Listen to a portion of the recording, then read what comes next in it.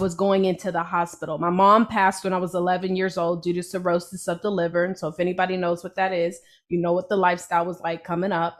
And now I got my father, who I've seen overcome many of those challenges that my mom wasn't able to. And they telling me he's going to the hospital. Well, long story short, 7 months later, he had passed away from cancer, from lung cancer. And that was probably one of the most difficult times in my life. However, it's crazy because my father, going through that challenge and actually now becoming my forever angel, is also what propelled me to stop playing around.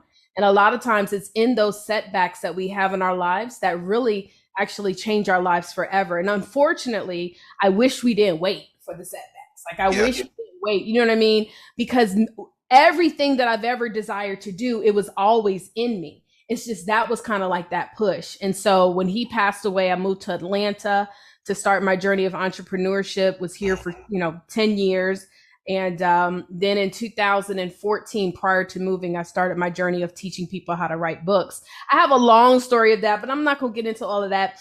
I first started helping people write books, and then I learned that a lot of authors out here are not making no money. In fact, 80% of most authors make less than $10,000 a year. So yes, well, I could have just been like any other book coach, and no shade, no tea to nobody out here that's helping to produce books. I didn't want to just do that. Like, I didn't just want to help someone write a book. I want to show authors how to turn that book into a tool and make multiple streams of income. So that's my mission now, is to help authors and future authors have books and leverage them to build multiple streams of income, which is why I am the queen of book profiting. That's a fact, you guys. Let me share this. Hey, listen. I had to get her books. This one is fire. Thank you. For real. Fire. Fire. Oh, thank you. And then, not on top of that, you did something so unique. You put in a gold $100. I can't even express to you how I felt when I got that. It put me in a whole different realm. I was like, wow, this is unique. This is something that I didn't expect. I was expecting, I get the book and then, I'm gonna read it. I'm a dog ear it, highlight it and stuff like that. But that golden $100 bill just really did something for me there. Well, so I've seen a lot of people put out books before. I have a few books out myself, but I've never seen anyone deliver books the way you have. Where did that come from? Because your style is very unorthodox, hands down. Nobody doing what you do.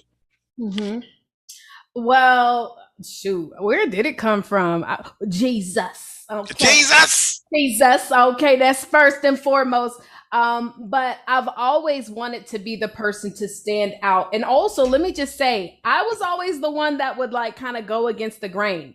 Never wanted to fit in. I always felt, and actually I was told by a mentor that if you're doing what everybody else is doing, 9 times out of 10, you're going to probably end up where everybody else is ending up. So you got to pay attention to the few that are willing to go the other way. And so I didn't want to I see a lot of authors. I know a lot of people are birthing books, but I know that the last time I ever see them talking about their books is when they launch.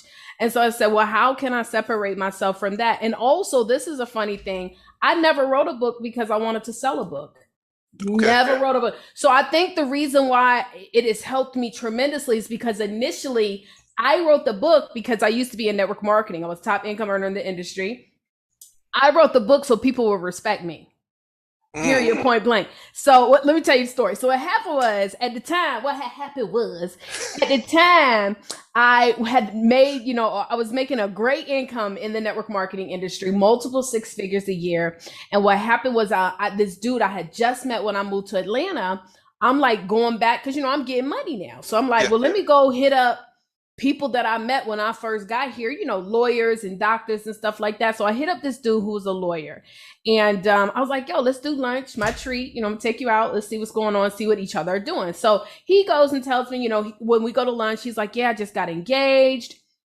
He's like, just made partner in my law firm. Just, I mean, things are going great for him, right? And so he's like, so tell me what's going on with you. And I was like, okay, I'm ready. I was like, yeah, so I sell some coffee. I sell this coffee. He was like, what? You got your own coffee business? I was like, well, no, I'm a distributor with this company, and I've been able to, do some really great things with the product and also with the organization. And so y'all, you would have thought I told that man I sell illegal narcotics because